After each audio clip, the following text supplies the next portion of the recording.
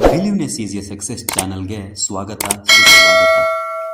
ಮಹಾಭಾರತ ಕದನ ಸನ್ನಿಹವಾಗಲು ಕೃಷ್ಣ ಪಾಂಡವರ ಪರವಾಗಿ ಕೌರವರೊಡನೆ ಸಂಧಾನವನ್ನು ನಡೆಸಿದ್ದ.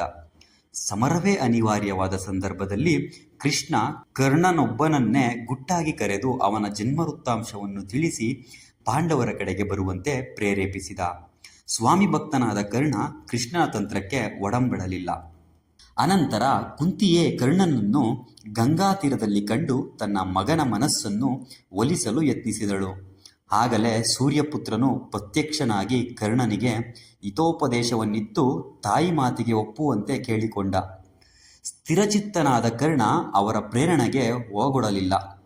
ಎಲೆ ತಾಯೇ, ನೀನು ನನ್ನನ್ನು ಚಿಕ್ಕಂದಿನಲ್ಲಿ ಕೈಬಿಟ್ಟಿದ್ದರಿಂದ ನಾನು ನಾನಾ ಅಪಮಾನಗಳನ್ನು ಅನುಭವಿಸಬೇಕಾಯಿತು.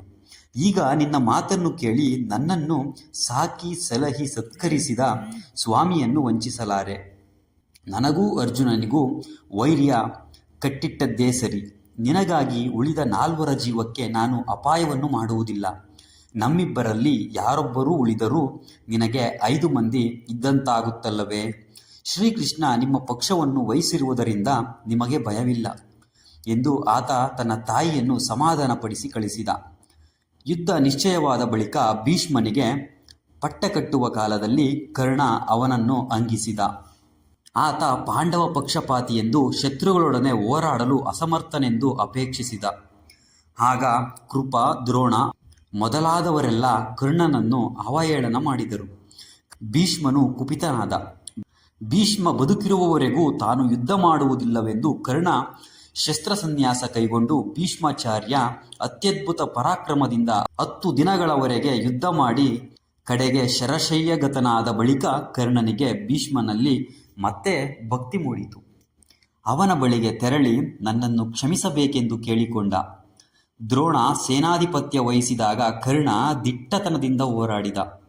ಇಂದ್ರ ಅವನಿಗೆ ಅನುಗ್ರಹಿಸಿದ್ದ ಶಕ್ತ್ಯಾಯುಧ ಇರುವವರೆಗೂ ಕರ್ಣ ಅಜೇಯನೆಂದು ತಿಳಿದು ಕೃಷ್ಣ ರಾತ್ರಿ ಯುದ್ಧದಲ್ಲಿ ಘಟೋತ್ಕಚನನ್ನು ಮುಂದೆ ಬಿಟ್ಟು ಕರ್ಣನ ಶಕ್ತ್ಯಾಯುಧ ಅವನ ಮೇಲೆ ವ್ಯರ್ಥವಾಗುವಂತೆ ಮಾಡಿಸಿದ. ದ್ರೋಣರ ಅನಂತರ ಸೇನಾಧಿಪತ್ಯವನ್ನು ಕರ್ಣ ವಹಿಸಿಕೊಂಡ. ತನ್ನ ಎದುರಾಳಿಯಾದ ಅರ್ಜುನನಿಗೆ ಕೃಷ್ಣನಂತವ ಸಾರಥಿಯಾಗಿರುವಂತೆ ಅಶ್ವವಿದ್ಯೆಯಲ್ಲಿ ಪ್ರವೀಣನಾದ ಶಲ್ಯ ತನಗೆ ಸಾರಥಿಯಾದರೆ ಜಯ ನಿಶ್ಚಿತವೆಂದು ದುರ್ಯೋಧನನಲ್ಲಿ ವಿಜ್ಞಾಪಿಸಿಕೊಂಡ. ದುರ್ಯೋಧನ ಶಲ್ಯನನ್ನು ಬಹು ಕಷ್ಟದಿಂದ ಒಪ್ಪಿಸಿ ಕರ್ಣನಿಗೆ ಸಾರಥಿಯನ್ನಾಗಿ ಮಾಡಿದ. ಕರ್ಣಾರ್ಜುನರ ಸಂಗ್ರಾಮ ಬಹಳ ಉಗ್ರವಾಗಿ ಸಾಗಿತು. ಕೃಷ್ಣನಿಗಾದರೋ ಅಂದಿನ ಕಾಳಗದಲ್ಲಿ ಕರ್ಣನ ಮರಣವಾಗಲೆಂದೇ ಅಪೇಕ್ಷೆ. ವೀರರಿಬ್ಬರಿಗೂ ಕಾಳಗ ನಡೆಯುತ್ತಿರಲು ಕರ್ಣ ತನ್ನಲ್ಲಿದ್ದ ಸರ್ಪಾಸ್ತ್ರವನ್ನು ತೆಗೆದು ಅರ್ಜುನನ ತಲೆಗೆ ಗುರಿಯಿಟ್ಟ. ಆ ದಿವ್ಯಾಸ್ತ್ರವನ್ನು ಅರ್ಜುನನ ಎದೆಗೆ ಗುರಿಯಿಟ್ಟಿದ್ದೇ ಆದರೆ ತಮಗೆ ಜಯ ನಿಶ್ಚಯ ಎಂದು ಶಲ್ಯ ಕರ್ಣನನ್ನು ಎಚ್ಚರಿಸಿದ. ತಾನು 1 ಬಾರಿ ಇಟ್ಟ ಗುರಿಯನ್ನು ಮತ್ತೆ ತೆಗೆಯುವುದಿಲ್ಲವೆಂದು ಕರ್ಣ ಹಠ ಹಿಡಿದ.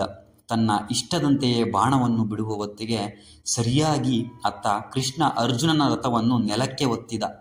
ಬಾಣ ಅರ್ಜುನನ ಕಿರೀಟವನ್ನು ಮಾತ್ರ ಭೇದಿಸಿಕೊಂಡು ಹೋಯಿತು. ಕರ್ಣ ದಿಕ್ಕೋತೋಚದಂತಾದ.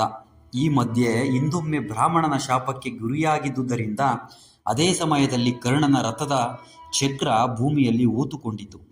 ಅದನ್ನು ಸರಿಪಡಿಸಿಕೊಳ್ಳಲು ರಥದಿಂದ ಕೆಳಗಿಳಿಯಲು ಕರ್ಣನನ್ನು ಸಂಹರಿಸಲು ಅದೇ ತಕ್ಕ ಸಮಯವೆಂದು ಕೃಷ್ಣ ಅರ್ಜುನನನ್ನು ಪ್ರಚೋದಿಸಿದ. ನಿರಾಯುಧನಾದ ಕರ್ಣನನ್ನು ಹೇಗೆ ಕೊಲ್ಲುವುದೆಂದು ಕನಿಕರದಿಂದ ಅರ್ಜುನ ಹಿಂತೆಗೆಯಲು ಕೃಷ್ಣ ಕರ್ಣನ ಅಧರ್ಮ ಕಾರ್ಯಗಳನ್ನೆಲ್ಲ ಪಟ್ಟಿ ಮಾಡಿ ಹೇಳಿದ. ಅರ್ಜುನ ನಿರ್ವಾಹವಿಲ್ಲದೆ ಕರ್ಣನ ಮೇಲೆ ಅಂಜಲೀಕಾಸ್ತ್ರವನ್ನು ಪ್ರಯೋಗಿಸಿದ. ಅಸಹಾಯಕನಾದ ಕರ್ಣ ಆ ಅಸ್ತ್ರಕ್ಕೆ ಗುರಿಯಾಗಿ ಹತನಾದ. ಯುದ್ಧವೆಲ್ಲ ಮುಗಿದ ಬಳಿಕ ಧರ್ಮರಾಯ ಸತ್ತವರಿಗೆ ಉತ್ತರಾಕ್ರಿಯಾದಿಗಳನ್ನು ಮಾಡುವ ಸಂದರ್ಭದಲ್ಲಿ ಕುಂತಿ ಓಡಿಬಂದು ಕರ್ಣ ತನ್ನ ಮಗನೆಂದು ಪಾಂಡವರಿಗೆಲ್ಲ ಅವನೇ ಹಿರಿಯನೆಂದು ಮೊದಲು ಅವನಿಗೆ ಕರ್ಮಾದಿಗಳು ನಡೆಯಬೇಕೆಂದು ತಿಳಿಸಿದಳು. ಈ ವೃತ್ತಾಂತವನ್ನು ಕೇಳಿ ಧರ್ಮರಾಯ ಚಕಿತನಾಗಿ ತಾಯಿ ಮಾಡಿದ ಅಕಾರ್ಯಕ್ಕಾಗಿ ಅವಳ ಮೇಲೆ ಕೋಪಗೊಂಡ. ಪಾಂಡವರೆಲ್ಲರೂ ಕರ್ಣನಿಗಾದ ದುರ್ದೆಸೆಗಾಗಿ ಮರುಗಿದರು. ಕರ್ಣನಿಗೆ ಕ್ಷತ್ರಿಯೋಚಿತವಾದ ಸಂಸ್ಕಾರಗಳು ನಡೆದವು.